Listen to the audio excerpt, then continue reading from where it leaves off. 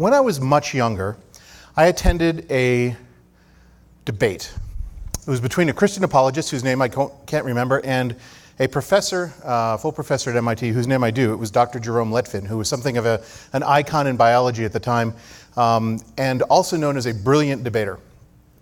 He was the kind of guy that they would hold debates and invite him to debate one side, but they wouldn't tell him what the debate was about or which side he was actually going to be arguing. And so he would show up and there would be some learned subject matter expert who was going to debate one side, and they'd say, Dr. Lettvin, you are going to debate this issue and you are going to take this position. And then he would, extemporaneously. And he would quite often win because he was extremely knowledgeable and very, very clever.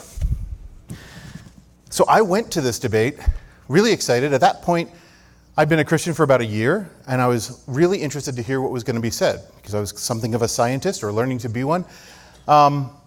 But I will say I was a little nervous as well because this was actually, a really well-known debater, and I was a little worried that he might just eviscerate my new faith. And what am I going to do with that when some brilliant man stands up and tells me all the reasons why I should not believe what I believe?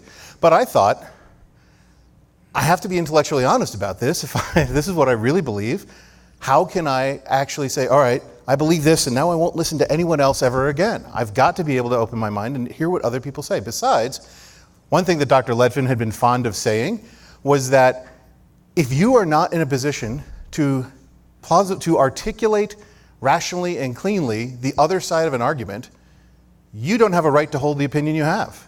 Because if you can't describe why someone else would hold the opposite opinion, you don't understand the issue. And so I thought, I need to be able to do that. And so I went to this. And it's a long way of saying, I was really disappointed. It was an enormous disappointment. And the reason it was a disappointment is because Dr. Lettvin never engaged. So the apologist would say, here's why I believe this, and he'd go through these reasons, and Dr. Lettvin would make some joke. He started joking about how, street sellers and selling knishes, which would grow legs and run away. And this went on for an hour. And I got really angry. It's like, okay, the guy just made a really good point. Could you actually respond to what he said instead of making some classic joke? It was almost as if Dr. Lettvin thought, this is not worth even arguing. It's as if someone came up and said, okay, you're going to argue against a guy who's going to say that the earth is flat. At which point, okay, let's just have some fun with this. And so I came to realize that this is not that unusual. Many people do not stop to seriously consider what Christianity has to offer, what religion has to offer, because, we're a scientific world now, and so we don't really believe that stuff. I come from a family and a background which is both very liberal and very well educated. One of the things that I hear a lot from friends and family back home are, you can't honestly believe the things that you say. You don't think that Jesus or that God actually created the universe. You're a scientist, for Pete's sake. How can you think these things? In fact, Richard Dawkins, who's a well-known atheist, has a book called The God Delusion, and in it he basically says you cannot be a thinking scientist and have a religious point of view. So most of my friends assume that I kind of box up my faith and my science separately, and when I go to church I think like a Christian, and when I go to my work I think like a scientist, and those are two separate things. And that's not the case. But I think that a lot of Christians do that they feel that the two cannot be really in the same room together. For me, Christianity and science are really two sides of the same coin. I don't have any problem at all with these two things coexisting. In fact, I don't think, as some Christians will say, that science is really a test of my faith. God has put all these obstacles in the way for me to believe so that I can say, oh no, I'm going to believe you anyway. I don't think that's the case. I don't think science is here as a test. I think it's here to teach us. And I think there's a lot we can learn from it. So the atheist says, religious thought is ridiculous. I can't believe it, and they'll storm off. A Christian might say, well, God said it, I believe it, and that settles it. And that's the end of that. I think that both of those two perspectives are unhelpful. And from the Christian's perspective, it certainly doesn't help you express your faith or defend it or even feel more confident in it. So, during this sermon, I'm not going to spend a lot of time talking from Scripture, and that goes against my grain. But the reason I'm not is because I'm going to talk about Christianity and creation and God in the context of science. I'm doing that for a couple of reasons, and maybe the reason I felt led to do that was because it's so topical today, because we seem to have this great divide between religion and science, left and right, liberal and conservative, and maybe it's time to try and figure out how to resolve them, or maybe there's some other reason. But I'm not going to spend a ton of time talking about Scripture, because the verse behind me, or what that was behind me, might just as well say, I can say, in the beginning, there was God, or God said, let there be light, and there was light. That is a fairy tale. That might as well say, once upon a time, there was a beautiful princess. If you are not coming from a perspective of God, it doesn't mean anything to you. So I promise for the next 30 minutes or so, I'm not going to spend a ton of time in Scripture. I am going to spend a ton of time in science. And so for those of you who hate science, I apologize. I'll try to keep it interesting and quick. But here we go. Again, I think that, to be clear, religion takes a leap of faith because we cannot prove the existence of God. But I think that atheists are in the same boat, as I'm going to show. And I think that the boat that Christians are in is a lot more structurally sound than the one that atheists are in. And so I'm going to ask you to spend the next half hour with me as I go through that. I'm going to ask the question, why God? And I'm going to ask it from the perspective, meaning, why would a rational, intelligent, educated person with a scientific bent actually believe that there could be a God? My hope is that if you're a Christian, this may help you understand your faith and actually defend your faith and feel more comfortable speaking with non-Christians. If you're not, that is, if you don't believe Christianity or not, if you do not believe in a God, I'd hope that I can encourage you to stop for a moment and be intellectually honest and actually consider the other side of the coin. Is there reason to believe that there might be? Take Dr. Leffen to heart and say, if I can't understand the other argument, then I can't really hold my own. So I'm going to give you the other argument, and you can take it from there. Note that this is why God. It's not why Jesus. It's a whole nother sermon. It'll take a lot longer. So this is really very, not even really Christian. This is very general. So bear with me. We're going to start at the very beginning and get really ready for the really big bang. There it is. I want to talk about the Big Bang that scientists believe in, not the one that I used to think about. So when we think about the Big Bang, what we tend to think about is there's some massive but tiny piece of matter that just explodes into the universe and spews out the galaxies and stars and everything. And that's kind of this child's view, but it's actually not the correct one. If you think about the Big Bang, what it means is that there's a moment when that happened. Scientists actually call that T equals 0. That is the moment that the Big Bang began.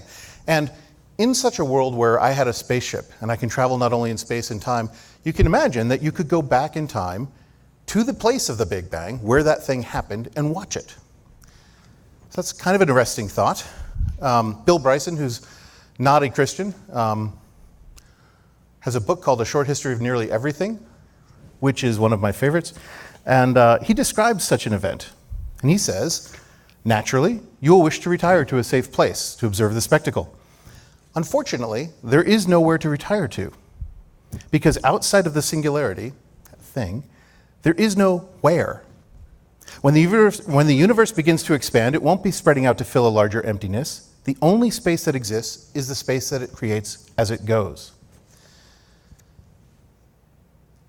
He goes on to say, it is natural, but wrong, to visualize the singularity as a kind of a pregnant dot hanging in a dark, boundless void. But there is no space, no darkness. The singularity has no around it. There is no space for it to occupy, no place for it to be. We can't even ask how long it's been there, whether it has just lately popped into being like a good idea, or whether it has been there forever, quietly awaiting the right moment. And so, from nothing, our universe begins. So there's a lot that he packed into that. I'm going to talk about little pieces of it at a time. So let's go back to t equals 0 and some chronology here.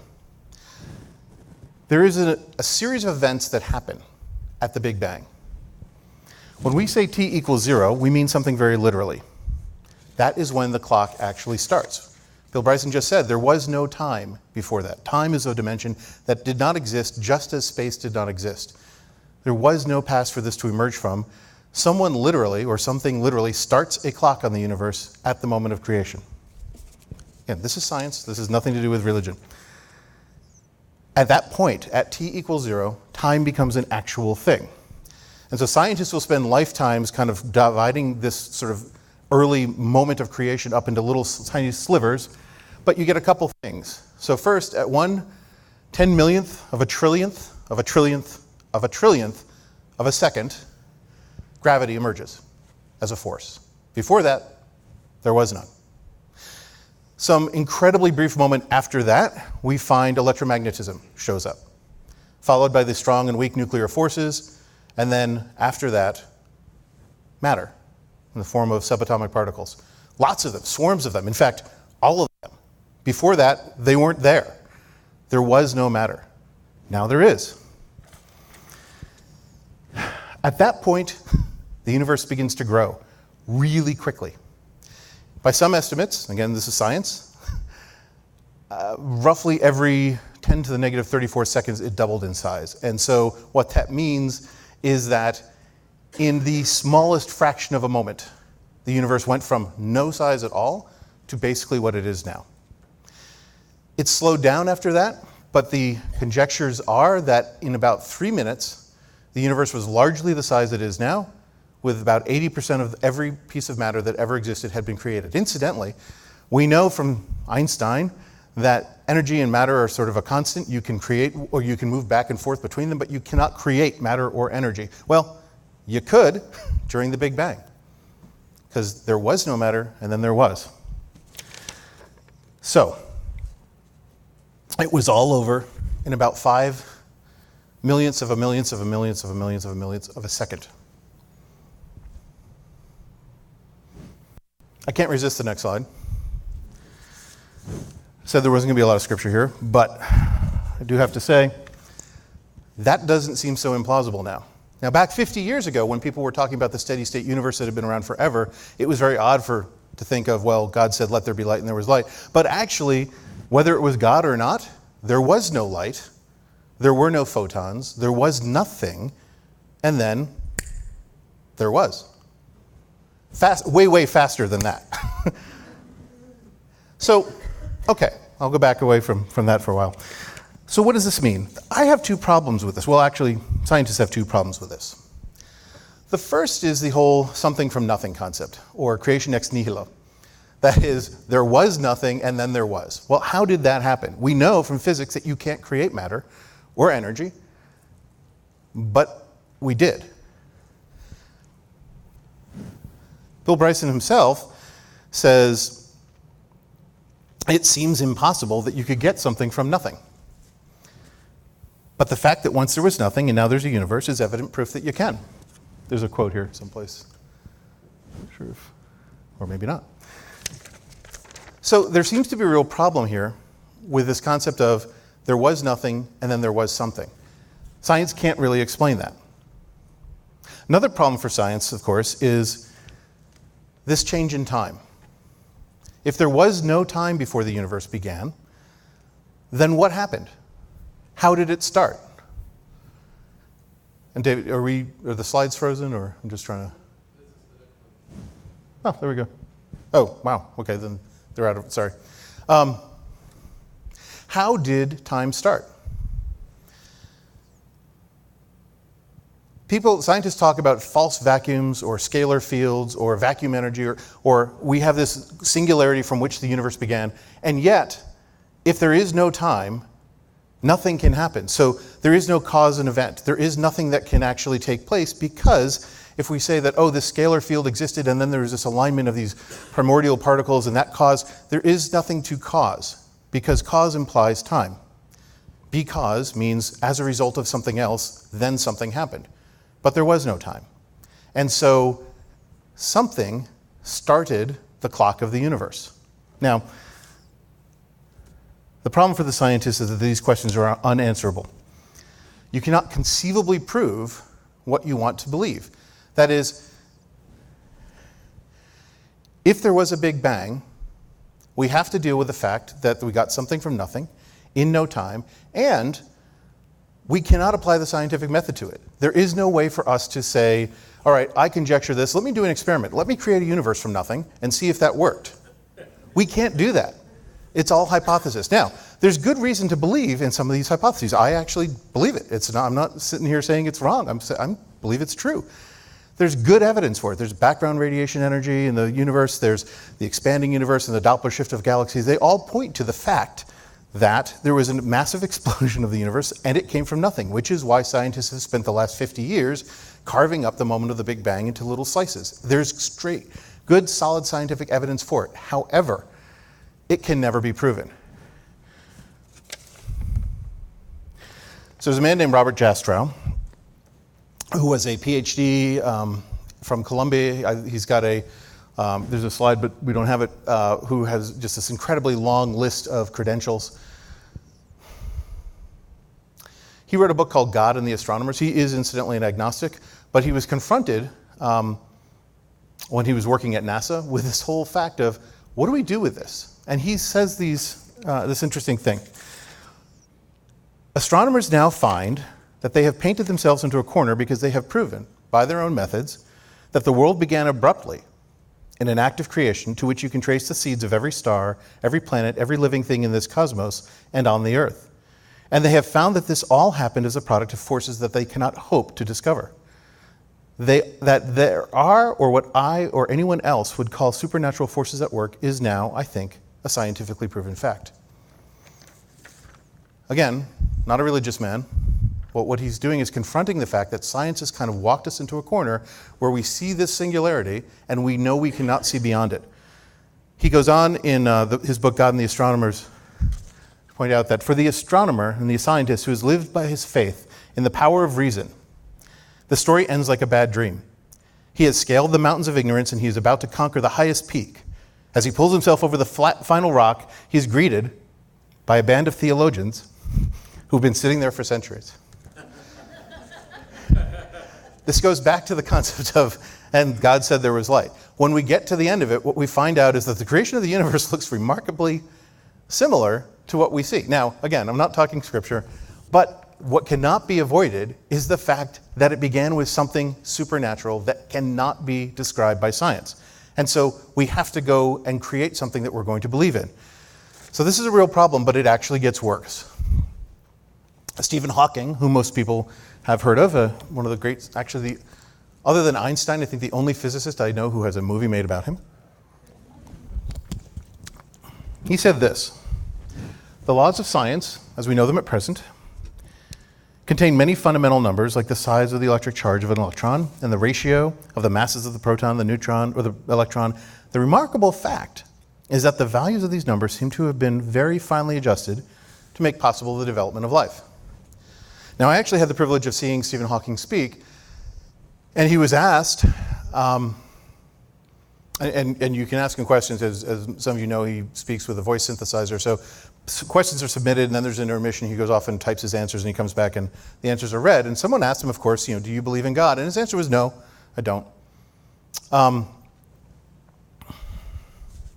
He's not a religious man.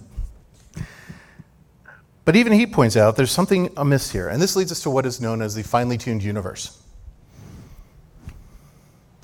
So depending on how you count, there's something between 22 and 122 physical constants in the universe that are kind of critical to the formation of life. We all know what physical constants are, but there are 6 or so of them, 6 key ones, which are so fundamental that without these, there wouldn't be a universe at all, let alone life in the universe. So, we're familiar with constants. We all know, for instance, gravitational constant, and so we all have this idea that Two objects are attracted to each other. If I drop my little bottle of water, it falls to the ground. This is gravity in action. So there is a constant that applies to that. There's a formula for gravity. It is that. The force between two objects is equal to the gravitational constant times the mass divided by the square of the distance between. This is how you figure out everything from artillery shells to how to throw a baseball and have it caught, to whether a comet's going to hit the Earth, or any of these things. You plug these numbers in and you get a value for the force of the attractive force between these two things. And the number that you plug in is that. About 6.67408 times 10 to the negative 11th power. It just is. That is the number you have to use if you want to actually get the right answer if you drop a ball or decide if a comet's going to hit the Earth. But here's the interesting thing. If that number were different, if that number were, say, if we go to the next slide, oops, sorry, lost my place. Let's say that number were about 1/1,000,000th, 1 part in a million larger, or smaller. If it were not 0.08 at the end, but 0.0733, gravity would not be sufficiently strong that dust could have collapsed into galaxies and stars, or planets.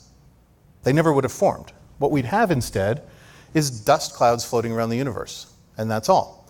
Random molecules of hydrogen gas throughout the universe. If that number were just 1 part in a millionth weaker. On the other hand, if it were 1 part in a millionth stronger, what would have happened is that long ago, the entire universe would have collapsed back into a black hole, and we wouldn't be here. So 1 part in a millionth, had that number been off, there would be no universe. Not life as we know it, there would be nothing. So, kind of lucky break for us. I'm going to move on to another one. I'm going to talk about 2 of these 6, not all of them, so I'm going to try and keep this. But I'm going to talk about one other that's just kind of interesting, and that is what's called fusion efficiency.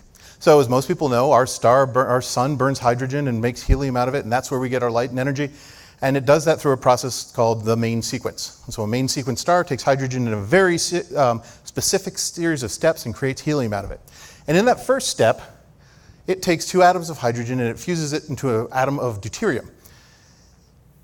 And that atom of deuterium weighs 99.3% of what the sum of the other 2 molecules weighed. The rest of that 0.7% of the mass, is released as energy. That is what causes a nuclear bomb to go off, or a hydrogen bomb to go off, and that is where the sun gets its energy and how we are alive. The interesting thing is, if that number were 0.06% instead of 0.07%, the energy released would not be sufficient to cause the next fusion reaction. In other words, there would be no chain reaction. It's kind of like you have a campfire you're trying to light, and you're doing it with a piece of kindling, only they're all soaked in water. You might get the piece of kindling on fire, but it cannot have the energy to cause the rest of the campfire to start burning. So there would be no stars. The stars would coalesce into balls of gas, but they would not ignite. So there would be no stars anywhere. If, on the other hand, the fusion efficiency ratio were 0.08%, all of the hydrogen in the universe would long ago have been consumed. And that's because the energy would have been so drastically larger that the reaction would be that much faster. So it's as if you're lighting this campfire, only instead of soaking the logs in water, you've soaked them in gasoline. They will ignite immediately, burn up, and be done. So billions of years ago, all the star matter, all the hydrogen in the universe would have burned out. So that's a 1 in 1,000th chance. So again, lucky break for us that it is exactly 0.7. So this goes on and on and on. There are these 6 key constants, and then there's hundreds of others, or at least dozens of others, that apply to life on Earth. And the astronomer, or the astrophysicist Hugh Ross has calculated that the odds of this happening, of all of these numbers lining up, is about 1 in 10 to the 138th power. Now we cannot conceive of how big a number that is. So I'm going to say it's a statistical impossibility, and my kids should be throwing things at me right now. Because when you say something is statistically impossible, scientists should never say that, because it is possible. But I'm saying this very deliberately, because we cannot conceive of how impossible this is. And so I have tried to come up with a couple things. One is you flip a coin 450 times and you call it correctly 450 times in a row. Now that seems improbable, but doesn't seem impossible to me. I don't have that sense of, well, that could never possibly happen. But another way to look at this is the odds are the same as if you had a football field coated with white sand, a foot deep, and somewhere in that football field there was 1 grain of red sand. And I let you loose in that football field to wander around, one goal line to the other, one sideline to the other, you know, at the surface, foot down, halfway down, picking up some sand. I'm blindfolded, by the way, of course. Dust off my hand until I've got 1 grain left, and I open my eye, and it is that red piece of grain of sand. That seems pretty unlikely. But then I'd have to do it again. I'd have to go to another football field and do the same thing 22 more times in a row without missing. Okay, that seems a little less likely than flipping a coin. Another way to look at it is to say somewhere, it's not 1 grain of sand, there is 1 molecule, 1 atom of hydrogen in the universe. And I have, with my very fine pen, etched my initials on it and let it loose, and it is floating around the universe someplace. It may be here on Earth, it may be in our sun, it may be at Alpha Centauri, the next star off, it may be in the Andromeda galaxy. It's somewhere in the universe. And I fly around in my spaceship, and at some point, I stick up my hand and I grab a molecule, and it's that one. I happen to be in the Antares Nebula at the time, but there it is. And then I have to do it again, because that's not even enough. I have to do it twice in a row with 2 different universes. So when I say it's a statistical impossibility, I mean, yes, in an infinite number of universes it could happen, but it will never happen. The bottom line is we cannot be here. It is statistically impossible for us to exist. And scientists actually recognize that. Again, this is not a religious jaw. This is what science tells us, and so scientists have had to confront that fact. And there are 2 basic ways they confront that, and one is called the anthropic principle, which is to say, anthropic meaning sort of man-based, which is to say what I call the lucky us principle, and it is, well, we're here, so it must have happened. Let's move on. Which is fine, and actually, it's a good way to live your life. There's things you just have to stop worrying about. But it's no answer for a scientist, because you cannot say, well, I guess it just happened. So even the scientists aren't really a fan of that, because it assumes things that are too incredible to believe. So there's another one. The one that is most commonly accepted is the concept of the multiverse. And that is it goes back to Heisenberg and a bunch of other physics, which goes to say that whenever anything happens in the universe, whenever a molecule bounces off of another molecule and go one of 2 directions, it does both. And the universe at that moment splits into 2 universes, one in which it did one thing and one in which it did the other thing. And so that happens trillions upon trillions upon trillions of times a second, and universes just proliferate, and you've got these near infinite number of universes. And in that set of near infinite number of universes, it's reasonable to think that one of them is exactly what we needed it to be. Couple problems with that, however.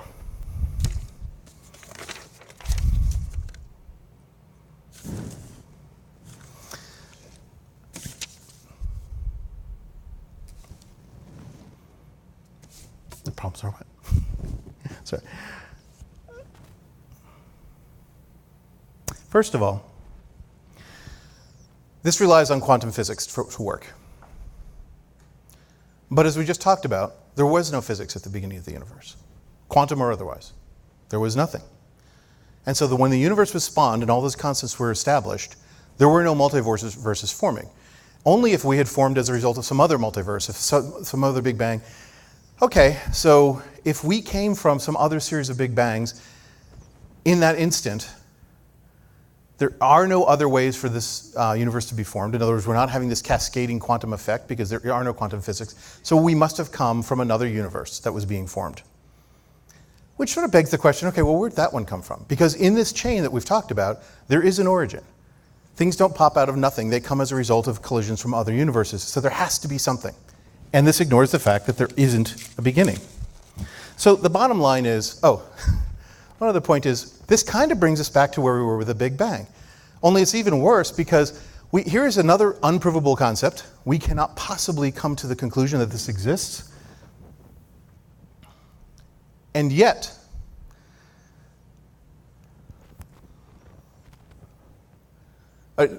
we cannot possibly prove that this exists. We cannot spawn another universe. If we could, we cannot see the other universe.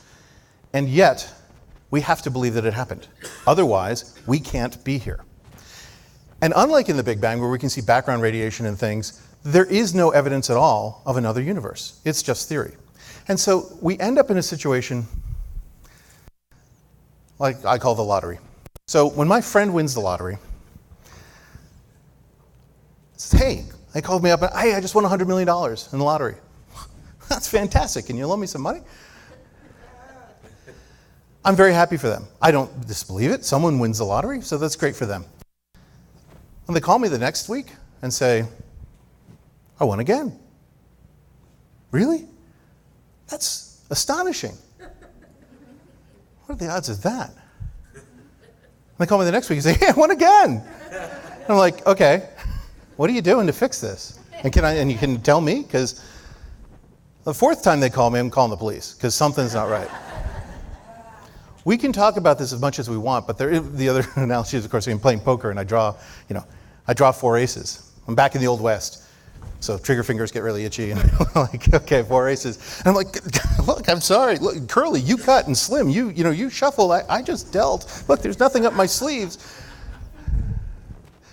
And Jed says, well, you play enough poker like we do, and you're bound to see some big hands. Okay, well, boy seems all right. Let's let him live. Okay, deal again.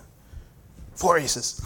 Okay, I'm not going to last, right? It's just not going to happen. So we're in this place where we find that scientists have got to come to the conclusion, basically they're in the same place, only it's worse, because not only can they not prove what happened, but they can't even show evidence of a multiverse. It's all just theory. So at the end of it, we are back. Lost my light. We are back to questions that are forever unanswerable. We are in a place where we've brought ourselves by science to a roadblock. We have to believe in something that we cannot see or prove or demonstrate in any physical way exists, but we're going to believe it because we think it's right. Now, and I'm not ragging on that, but that is the way science works at this point. So it seems to me that basically science and religion are kind of in the same boat here. We both have evidence of things seen, but we have to take a leap of faith and believe in things we can't see. But it doesn't end quite there. Say, now what? What do we do? We've come to the same place. We believe, but we'll never be able to prove it. But so far, up until now, we have only been talking about things that we have been able to see.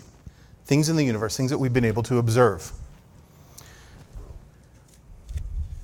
I have a photo here. It's made the rounds of the internet for some time ago. Someone posted this and said, hey, the Hubble Space Telescope snapped a picture of this. Scientists don't know what it is. They're calling it the gates of heaven. So it's not. Sorry to... It was photoshopped, a process called pixel sorting. But the thing is, I knew that it was fake from the beginning. I didn't say, wow, maybe it really is. Oh, somewhere off in the cosmos there's the gates of heaven. Because God is not here in our universe. Mormons may actually think he is. That's a different thing. But God is not in our universe any more than an artist is inside of his canvas that he paints, or that a software developer can be found in the ones and zeros of a computer program that they write. Now, you can see signs of the creator of those things. A good art historian can look at a picture and say, a painting and say, that's Georgia O'Keeffe. Never saw it before, but I recognize the style. Software developer can do the same thing and say, oh, that's Bob. I know his style anyway. Yeesh. So we can observe these things, these sort of indications of God throughout the universe, but we can never see him here. He's not the architect who himself is a door in the house. He may wander through the house from time to time, but he is not in it in the way that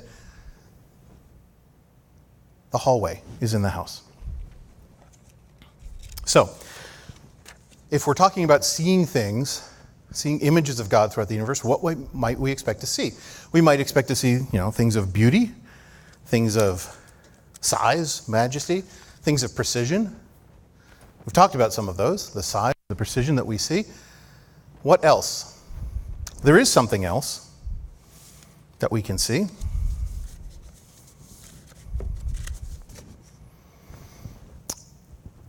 Because there is one thing that we don't actually have to observe from the outside, and that is ourselves. If we look within ourselves, we have sort of extra information about things. I can observe that if I drop a rock, it falls. I don't really know much else about it. I can observe what I do as a human being, but I know more about what I do as a human being.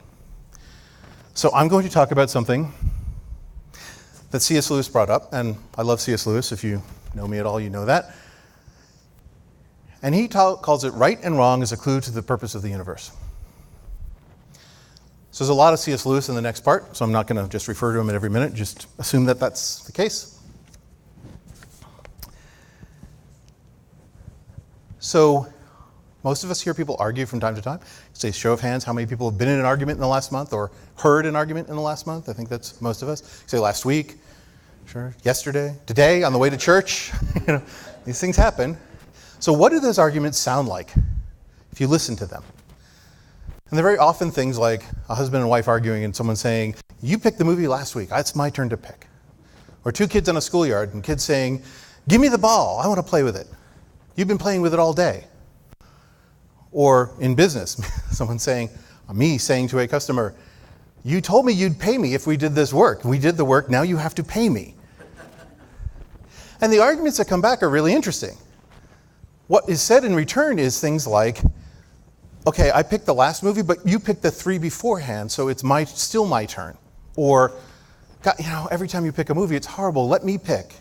Or, yeah, I'm playing with it because I brought it. It's my ball, I should get to play with it. Or, well, yeah, but it's, you got to play with the ball all last time.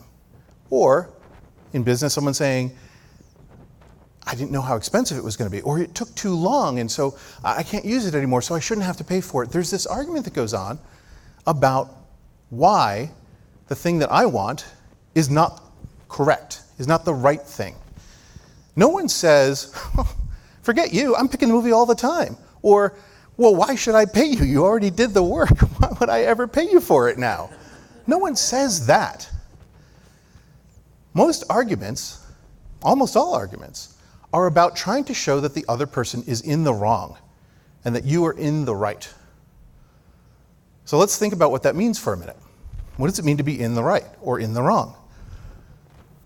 So the first thing it means is that there is a right and a wrong. So you can't have a referee on a field throw a flag because of a foul if there are no rules to the game. It doesn't make any sense. Both teams have to have agreed that if you do a block in the back, it's a foul and you get penalized. That's what having right and wrong means. And yet we always act as if there is a right and there is a wrong. It's never a case of I don't care. Well, rarely a case of I don't care. Now we might actually fight like animals. We might just kill someone for their food or their spouse or something like that. But that's not a quarrel. That's just fighting. Animals do that.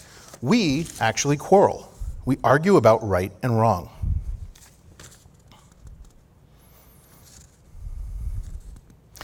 So, what do we conclude from that? Well, quarreling is not fighting. 2, we agree there's a right and wrong. 3, we generally agree on what it is. I will say, no one says, well, why should I pay you? I shouldn't have to pay you.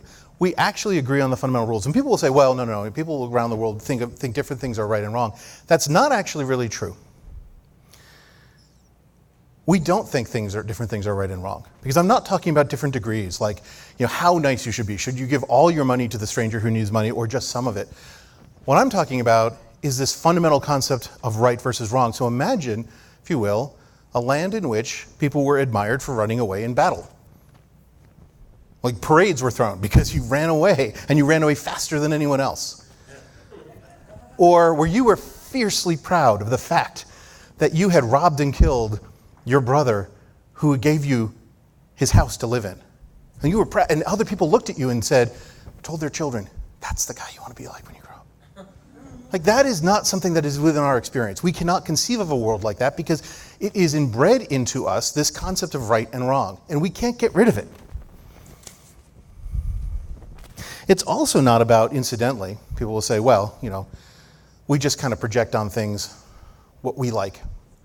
I wouldn't like it if someone did that to me, so that's what's right is. But that's not really how it works either.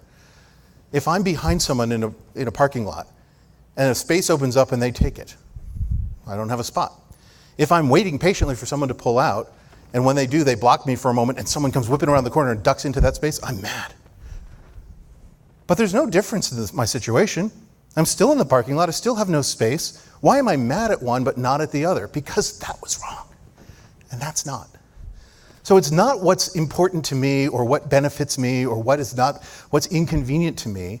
There is a fundamental thing going on where we have a concept of things that are right and things that are wrong. And where does that come from? People will say instinct. It's just really the instinct. It's the herd instinct. We want to do right by people. But it's not. A couple reasons it's not. First of all, it is very often contrary to survival instincts and the herd instinct. The herd instinct says you want to provide for the longevity of your species, which may mean you, but may not. And yet, young, active adults of childbearing years will frequently rush into a building, say a nursing home, filled with people who cannot possibly help promulgate the species, and risk their lives to pull them out. That's considered good. No one would say, well, you're an evil person for doing that. That's a good thing, and yet it has nothing to do with prolonging the species. In fact, it acts contrary to that. Another thing is that it's kind of a super instinct. There's an old woman, she's drowning in a river, and I feel like I should save her because that's what I should do. But I also feel like I should save myself because I could drown if I go in there. What to do? Do I save her? Do I not save her? And what will occur to me is this little voice in my head says, imagine that's your mother. Wouldn't you want someone to save her? Okay, you're right, I'll go. The sense, the moral code that is embedded in us actually arbitrates between conflicting instincts. It's a super instinct or a meta instinct. It is not one of the instincts. It is the one that stands back and says, that's what you should be doing at this time. Lastly, this is the interesting thing, shame.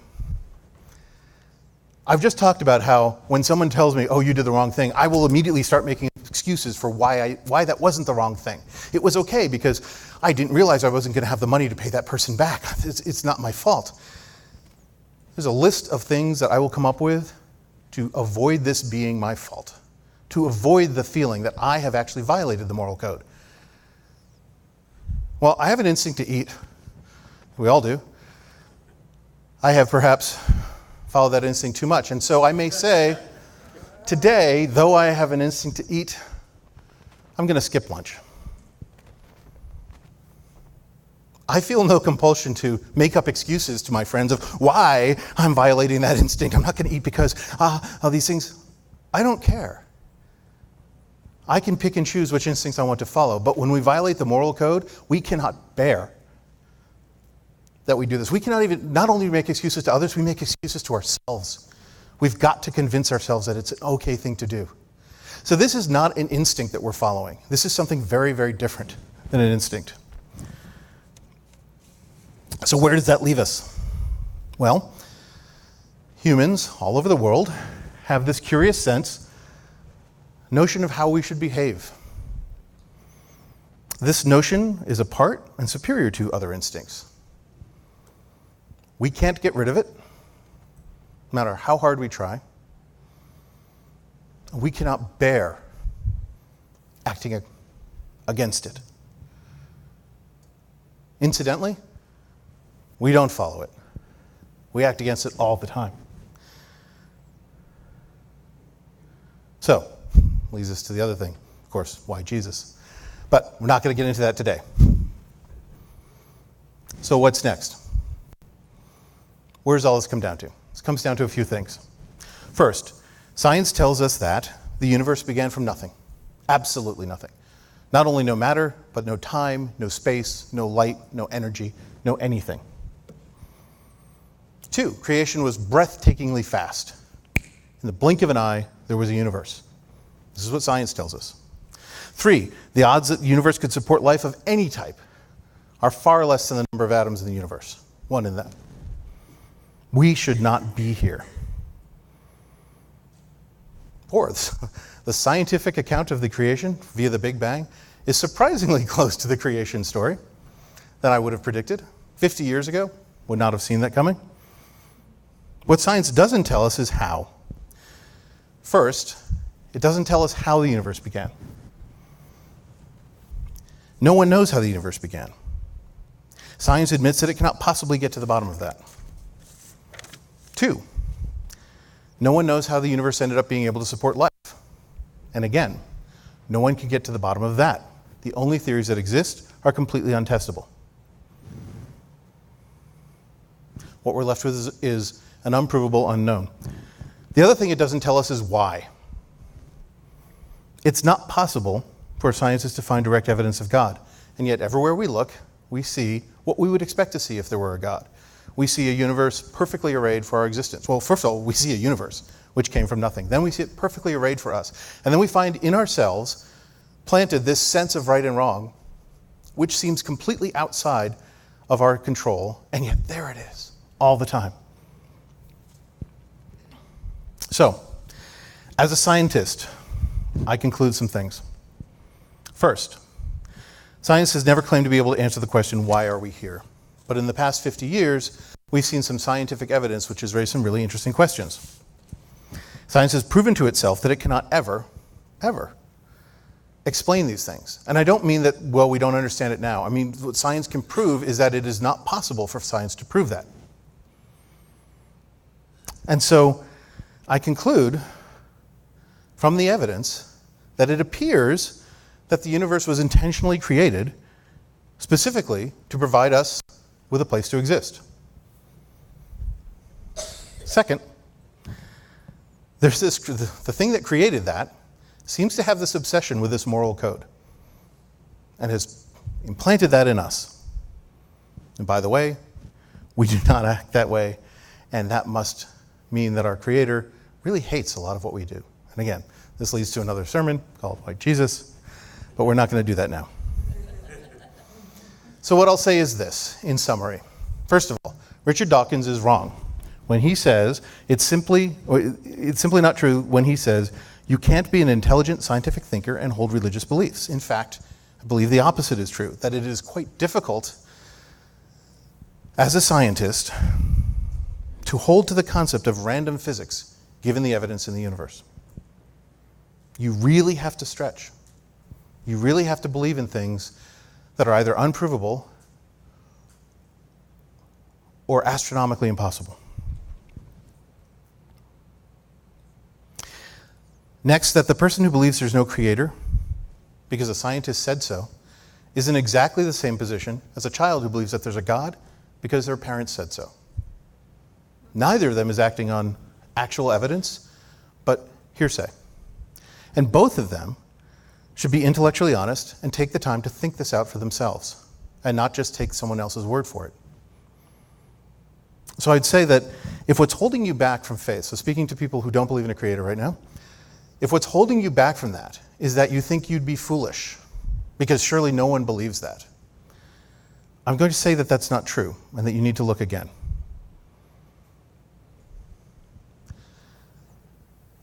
I can't prove that there's a creator any more than a physicist can prove that there's a multiverse. But I think there's very, very strong evidence for it. And if it's true that there is a creator, and he created the universe for us, and he cares about how we behave, then that seems like it's a pretty important thing to think about and get to the bottom of. I would urge you to do that. There are lots of books on this. I'm going to actually ask the worship team to come up because I am finally wrapping up. I'm going to be around after. Alan will be around after. The other elders will be here. The ministry team. There's plenty of people to talk to. I'm not going to ask people to come down, but I am going to ask that if this is something that's been bothering you, that you think, well, I'd love to believe in God, I just can't, because who actually believes in God nowadays? Or the people who do just don't make sense. It does make sense, and there are people who will be happy to talk to you about it. And if that's too embarrassing, then don't do that. But go home and find a little chair, sit down, and spend devote just 10 minutes to thinking about what would this mean if it were true. Because if it is true, and again, I think there's some strong evidence that it is, then nothing could possibly be more important. So I'm going to leave you with that. Take a moment, think about that. And if you're a Christian, great, think about it anyway. What would this mean that my God created a space for me in this phenomenal way? So that's all I have. Thank you for listening, and I hope you have a wonderful weekend.